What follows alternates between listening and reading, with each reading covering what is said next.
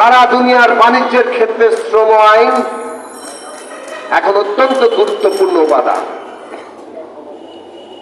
শ্রম আইনকে যদি আন্তর্জাতিক মানদণ্ডের সাথে সামঞ্জস্যপূর্ণ না করতে পারি, তাহলে আন্তর্জাতিক বাণিজ্যে আমরা আর টিকতে পারবো না। বাংলাদেশ এলডিসি গ্রাজুয়েশনের দিকে যাচ্ছে, আগামীকালই যাওয়া উচিত কিনা সে নিয়ে তর্ক আছে। আমরা মনে করি এলডিসি গ্রাজুয়েশনের বিষয়টিকে আমাদের আরো সময় নিয়ে করা উচিত, কিন্তু শেষ পর্যন্ত এলডিসি গ্রাজুয়েশন কিন্তু করতেই হবে। একেবারে যাকে বলে লিস্ট ডেভেলপমেন্ট কান্ট্রি, অতি কি বলে নিম্নতম একটা উন্নতিশীল দেশ থেকে উন্নয়নশীল দেশে উন্নীত হওয়ার জন্য বাংলাদেশের যে অবস্থা, তাতে গণতান্ত্রিক শ্রম আইন ছাড়া বাংলাদেশ আন্তর্জাতিক বাণিজ্যে টিকতে পারবে না।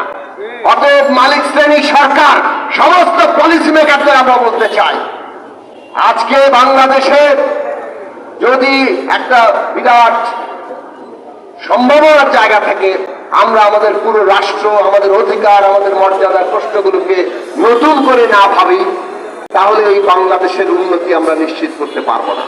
শ্রমিকের অধিকার না দিয়ে বাংলাদেশ আর এক পাও এগোতে পারবে না।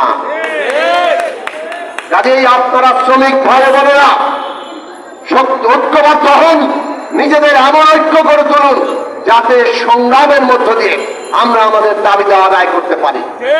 সংগ্রাম ছাড়া মনে রাখবেন কোন দাবি আদায় হবে না। এমনকি এত বড় অভ্যুত্থানের পরেও লড়াই ছাড়া কিন্তু দাবি আদায় হচ্ছে না। এইটা বারবার মনে রাখবেন। যতক্ষণ আমরা লড়াই করছি ততক্ষণ আমরা জীবন্ত আছি, ততক্ষণ আমাদের সামনে ভবিষ্যৎ আছে।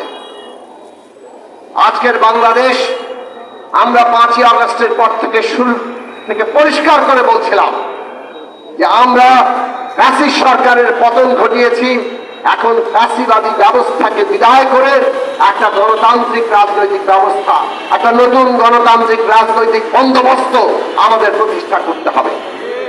তার জন্য দরকার রাষ্ট্রের ক্ষমতার একটা ভারসাম্য আনা। ক্ষমতার মধ্যে কোনো ভারসাম্য নাই, সব ক্ষমতা একজন ব্যক্তির হাতে। এই অবস্থা বদলাতে হবে।